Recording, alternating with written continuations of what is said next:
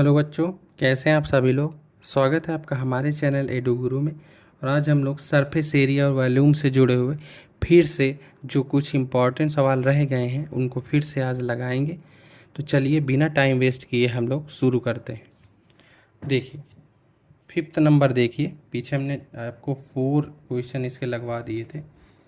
वो देखिए, a pen stand made of wood is in the shape of a cuboid with 4 conical depressions to hold pen. है ना, जब आपने pen stand कभी देखा हो ना तो वो ऐसे होता है कि इसमें एक ये क्यूबाइड शेप का है, ठीक है, ऐसे कुछ ये ऐसे है ना। और यहाँ पर क्या है, 4 ऐसे पेन, ये ऐसे कोनिकल वाले वो है ना। इसमें जो पेन रख लेते हैं ना ऐसे, ये थोड़ा दिख नहीं रहा 3D में, लेकिन ये ऊपर से जैसे ऐसे हम पेन रखते हैं ऐसे ऐसे 4 जगह, तो इस तरह से ये इसमें। उसके बाद अब यहाँ क्या है, the dimension of cuboid are 15 centimetre by 10 centimetre by 3.5 centimetre. मतलब एक तरह से जो इसकी एल है वो 15 है, बी जो है वो 10 है, और जो इसकी एच है वो 3.5 है ना। इसमें चार्ट हो ये डिस्प्रेशन, मतलब एक तरह से ये खाली किए गए हैं ना, यहाँ की लकड़ी एक तरह से निकाल दी गई है, ये समझिए। तो जो ये घेरे हैं ना पेन रखने वाले, जो ये कोनिकल शेप के, उनकी सिचुएशन ऐसी है, मतलब ये यहाँ पेन रखना है ऐसे आपको, तो ये एक घेरा मान लो ऐसे 4 है। तो उनके बारे में हमको दिया गया है कि द रेडियस ऑफ ईच, इसकी जो आर है वो है 0.5 सेंटीमीटर, और जो इसकी डेप्थ है ना, मतलब ये जहाँ पे ऐसे पेन ये ऐसे नुकीला होता है, देखो ये ऐसे यहाँ से बना, तो इसकी शेप ये ऐसे रखा है। तो इसकी जो ये डेप्थ है, ये पूरा एच, वो कितना है 1.4 सेंटीमीटर है। तो कह रहा है find the volume of would in the entire stand. तो कह रहा है कि जो स्टैंड है हमारा ना, ये इसका वॉल्यूम बताओ। तो इसका वॉल्यूम क्या होगा, देखो इसका होगा कि टोटल पूरे क्यूबाइड का माइनस ये जो यहाँ से निकाले गए इनका माइनस कर देंगे, ठीक है। तो लगाइए क्या होगा, volume of wood equal to क्या होगा, volume of cuboid -4 into volume of cones, है ना। तो क्यूबाइड का क्या होगा, LBH -4 इंटू कोन का क्या होता है 1/3 पाई आर स्क्वायर एच। फार्मूला ज़रूर याद कर लीजिए, बिना फार्मूला के आप एक सवाल भी इसका नहीं लगा सकते। LBH में रखिए 15, 10 और 3.5 -4 इंटू 1/3 पाई 22/7, आर कितना है 1/2 0.5 है ना, और जो एच है वो 1.4 है। यहाँ से आएगा 125, इसको सॉल्व करेंगे तो 1.47 माइनस कर दोगे 523.53, इतने सेंटीमीटर क्यूब जो होगा वो इसका वॉल्यूम आएगा, ठीक है ना। जो चीज़ भी काट के अलग की जाती है उसका वॉल्यूम हमेशा घटा देते हैं। लेकिन अगर इसी में सरफेस एरिया पूछ लेता, अच्छा इसका सरफेस एरिया बताओ कितना होगा, तो सरफेस अगर इसी में सरफेस एरिया पूछ लेता तो सरफेस एरिया क्या होता, पूरे क्यूबाइड का सरफेस एरिया, समझना, क्यूबाइड का पूरा सरफेस एरिया, ठीक, क्या होता है 2LB plus BH plus HL, ये पूरे क्यूबाइड का प्लस ये जो 4 खाने कर दिए गए ना, इनमें भी तो अंदर पूरा पेंटिंग होती ना, समझे कि नहीं समझे। तो इस ये यानी 4 कोन का सरफेस एरिया हो जाता, तो 4 इंटू पाई आर एल, ठीक है, ये यहाँ से हो जाता। और एक चीज़ और भी, एक तो ये हो जाता, लेकिन अब यहाँ दिक्कत ये है कि हमने ऊपर वाला भी तो काउंट किया हुआ है पूरा। तो हमने एक तो यहाँ का तो ले लिया, लेकिन ये यहाँ तो कोई पेंट होगा नहीं, तो इन चारों को माइनस करना पड़ेगा। तो यहाँ -4 इंटू पाई आर स्क्वायर, ये सरफेस एरिया आता है इनका, समझ गए ना, जो चीज़ नहीं है उसको माइनस भी तो करना है। इसीलिए सरफेस एरिया वॉल्यूम निकालने की तुलना में ज़्यादा कठिन होता है, क्योंकि इसमें आपको एक्स्ट्रा दिमाग लगाना पड़ता है। वॉल्यूम का सीधा सीधा कॉन्सेप्ट है कि अगर कुछ दोनों में जोड़े हो तो वॉल्यूम जुड़ जाएंगे, अगर आपने कुछ इससे काट के निकाल लिया तो उतना वॉल्यूम घट जाएगा। लेकिन सरफेस एरिया में ऐसा नहीं, इसमें जब जब भी आप कुछ छेड़खानी करेंगे, किसी को काट के निकालेंगे, किसी को जोड़ेंगे, तो उसी तरह इसमें नए जनरेट हो जाते हैं। जैसे ये सवाल बहुत अच्छा है सरफेस एरिया के लिए कि टोटल तो देखो निकाला ही गया, पूरे पूरे इसके 6 फेस है, 6 के 6 का रख दिया हमने, ठीक। फिर जो कोन के अंदर यानी यहाँ पर कहीं पेंट होगा, है ना, जो अंदर है वहाँ पर भी पेंट होगा, तो उसका रख दिया। लेकिन इनकी जो छत होगी ना, ये ऊपर वाली देखो, वहाँ पर ये क्या होगा, ऐसे ऐसे गोल गोल घेरे दिखेंगे 4। भाई अंदर तो यहाँ है ये पेन रखने, तो यहाँ तो पेंट हो गया, लेकिन ये घेरे में थोड़ी पेंट होगा, ये तो खाली पड़े हैं। लेकिन हमने इसका तो पूरा एरिया को काउंट किया है, तो यहाँ थोड़ी पेंट होगा, तो इन चारों को 4 पाई स्क्वायर क्या कर देंगे, माइनस। ठीक है, तो इस तरह से ये 5th नंबर था। 6 समझिए, ये है कन्वर्जन वाले जो वॉल्यूम का एक से दूसरे में बनाते हैं, उससे जुड़े हुए सवाल हैं। तो इसमें कह रहे हैं मेटालिक स्पेयर ऑफ रेडी। इसमें 3 जो है स्पेयर है, एक 6 सेंटीमीटर की है, एक 8 सेंटीमीटर की है, और एक है 10 सेंटीमीटर की। और इनको मेल्ट करके ना एक बड़ी सी बॉल इससे बना ली गई है। 3 छोटे छोटे को मेल्ट करके एक बड़ी बना ली गई, इसकी मान लो रेडियस R है। तो कह रहे हैं कि आप फाइनल रेडियस बताओ, अगर इनको गला करके हम एक नई बनाएं तो वॉल्यूम वही रहेगा, ठीक है ना।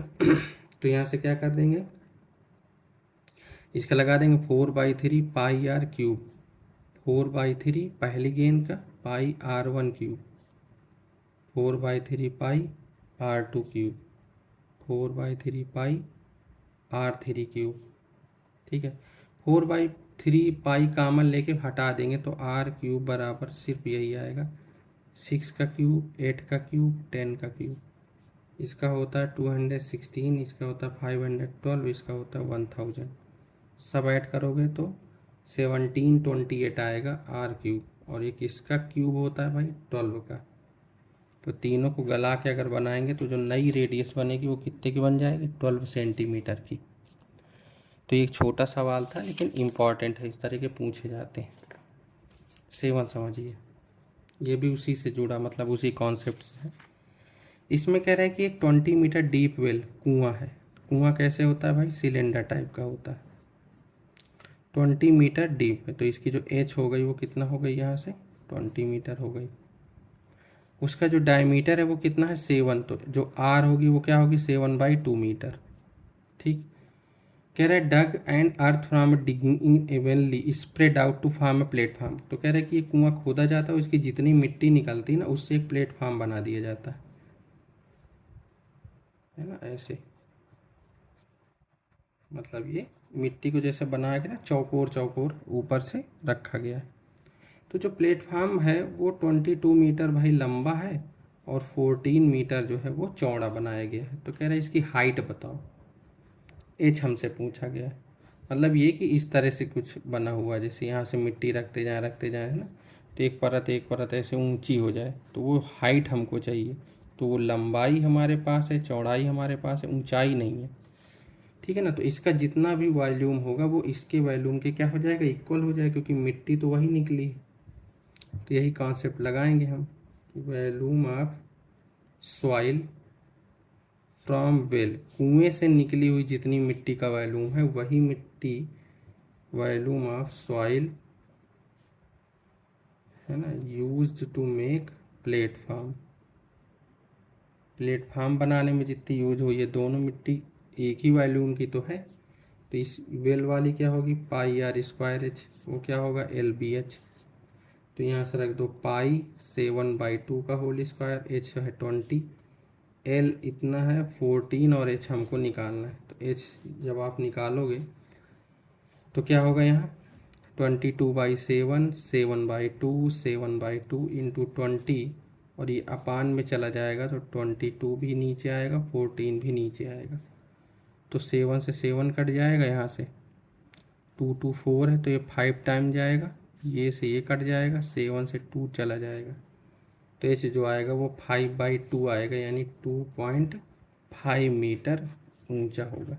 तो अगर यानी हम कोई कुएं को 20 मीटर तक, जिसकी जो आर है या जो उसका डायमीटर है वो 7 मीटर हो, उसको 20 मीटर तक खोदें। पूरी मिट्टी को अगर हम इस तरह प्लेटफॉर्म बनाएं कि 22 मीटर वो लंबा हो, 14 मीटर जो है वो चौड़ा हो, तो उसकी जो ऊंचाई बनेगी ना, हाइट, वो कितनी बनेगी? 2.5 मीटर। ठीक है, तो ऐसे सवाल भी पूछे जाते हैं। और बहुत लोगों को ये भी कन्फ्यूजन है कि ये एक्सरसाइज हट गई है, जबकि ये हटी नहीं है ना। आपको लगाना, इसका सिलेबस में इस पास दिया नहीं है, लेकिन जो पेपर है सॉल्व पेपर, उसमें इसके सवाल हैं, तो लगाने में क्या बुराई है? अगर पूछ लिए गए तो वहाँ थोड़ी आप कह सकते हैं। अब इसका लास्ट एक्सरसाइज देखो, इस लास्ट सवाल देखो 8। कह रहे how many silver coins 1.5 centimetre in diameter. तो जो सिक्का होता है ना, वो कैसा होता है? ऊपर से पूरा गोल। थोड़ा ये बना दे क्योंकि वो थोड़ा मोटा भी होता है। तो उसका जो डायमीटर है ना, ये पूरा वो है डी जो है वो 1.75 सेंटीमीटर है। तो अगर डी है 1.75 सेंटीमीटर, तो भाई आर क्या होगा? तो आर इसका होगा /2। तो ये आएगा 0.875 सेंटीमीटर, ही आर आ जाएगा। अब जो उसकी थिकनेस है वो दिया है 2 mm, यानी ये एक तरह से ऊंचाई जो है, इसकी थिकनेस जो है वो 2 mm दिया है। तो उसके बाद हम ये करें कि एक तरह से, अब देखो मेन चीज़ ये है कि जो सिक्का होता है ना, उसकी शेप क्या होती है? देखो उसकी शेप क्या होती है? सिलेंडर ही होता है, बस उसकी जो हाइट है वो कम होती है। भाई नीचे का पूरा गोल है, और एक मोटाई, अगर यही ऐसे हो जाता इतना मोटा, तो सिलेंडर होता ही होता पूरा, है ना। लेकिन वो क्या है, एकदम ऊंचाई उसकी कम है, यानी हाइट कम होती है, लेकिन जो टाइप है वो तो सिलेंडर है ना। तो जो एच है वो कितना दिया? जो थिकनेस है वही हाइट ही दिया, 2 mm। सेंटीमीटर बना लो, 0.2 सेंटीमीटर हो जाएगा। ठीक है, और ये इतने सिक्के जो हैं उनको मेल्ट करके एक क्यूबाइड बना दिया गया है जो इसका है। तो कह रहा है ऐसे कितने सिक्के पिघलाए गए? तो क्या लिखेंगे? यही लिखेंगे कि वॉल्यूम ऑफ n कॉइन्स, है ना। मान लो कि let coins be n coin थे, तो n कॉइन का जितना भी वॉल्यूम होगा वही वॉल्यूम किसके बराबर होगा? वो होगा एक क्यूबाइड के, वॉल्यूम ऑफ क्यूबाइड। तो n कॉइन का जो होगा तो n into pi r square, है ना, पाई r स्क्वायर इंटू h, यानी 0.2, ये 0.2। इसका लिखेंगे LBH। तो L क्या दिया है आपको? 5.5, 10 और 3.5, ये लिख देंगे। इससे n निकालना, जब n आप निकालोगे तो 5.5, 10, 3.5 अपान 0.875 का होल स्क्वायर, 0.2 और पाई, ये आएगा। जब पूरा साल करोगे तो इसके कितने सिक्के आएंगे? 400। ये आपका आंसर हो। तो ऐसे सवाल ही पूछे जा सकते हैं। तो इस जो चैप्टर है ना, उसमें बहुत ज़्यादा कठिनाई नहीं, अगर आप इनके सवाल लगा लेते हैं तो आप सवाल आराम से पेपर में लगा लेंगे। मेन चीज़ ये है कि थोड़ा सा लैंग्वेज में ध्यान दिया करिए कि क्या दिया है। और एक इसमें 2-3 गलतियाँ होती हैं। एक तो ये देख लो, दूसरा ये कि डी दिया है कि आर दिया है, इसमें गलती नहीं करना जल्दी जल्दी में कि आर लिख लो। अगर डी दिया है तो आर क्या होगी उसको सॉल्व करके अच्छे से लिख लो। एच क्या होगी वो, मतलब ये कि जो इनकी यूनिट है ना, उनकी जो मेज़रमेंट है वो बिल्कुल सही होना चाहिए, उनको एकदम सही लिख लो। और उसके बाद चौथी चीज़ है कि फार्मूला ज़रूर याद होना चाहिए, क्योंकि फार्मूला नहीं आएगा तो सवाल क्या होगा। ठीक है ना। तो ये जो है सरफेस एरिया और वॉल्यूम से जुड़े हुए हमने आपको कुछ क्वेश्चन करवाए इस वीडियो में। इसके पिछले वाले वीडियो हमने ये वाले क्वेश्चन करवाए, इसमें से एक गुलाब जामुन, मेडिसिन वाला, वुडन आर्टिकल वाला, 3 ये हैं। और उसके बाद इसमें एक ये पेन स्टैंड वाला, ये बहुत इम्पॉर्टेंट है। इस तरह सिल्वर कॉइन वाला भी इम्पॉर्टेंट है। और ये एक छोटा सवाल, ये मेटालिक वाला, मेल्टेड वाला, अगर पूछ लें 1-2 नंबर में तो ये भी इम्पॉर्टेंट है। ठीक है। तो हमने कोई ऐसा फालतू का सवाल आपको नहीं लगवाया, जो बहुत ज़्यादा इम्पोर्टेंट है उन्हीं सवालों को लगाया है। ठीक है, तो ये हो गया। अगले 2 चैप्टर आपके बाकी हैं इसके बाद। तो 2 चैप्टर में हम आपको बता दें कि जो स्टैटिस्टिक्स है उसमें आपको 3 चीज़ें पढ़नी, मीन, मीडियन, मॉड, उनको फाइंड करना। तो उसके लिए हम आपको एक एक वीडियो में एक पूरे में मीन कैसे निकालना है वो बता देंगे, दोनों मेथड, एज्यूम्ड मीन और स्टेप डेविएशन। फिर अगले वीडियो में मीडियन निकालना, उसके अगले वीडियो में मॉड निकालना। 3 वीडियो में आपको हम 5-5 मिनट में एक एक सवाल समझा देंगे, सब उसी तरह के सवाल हैं।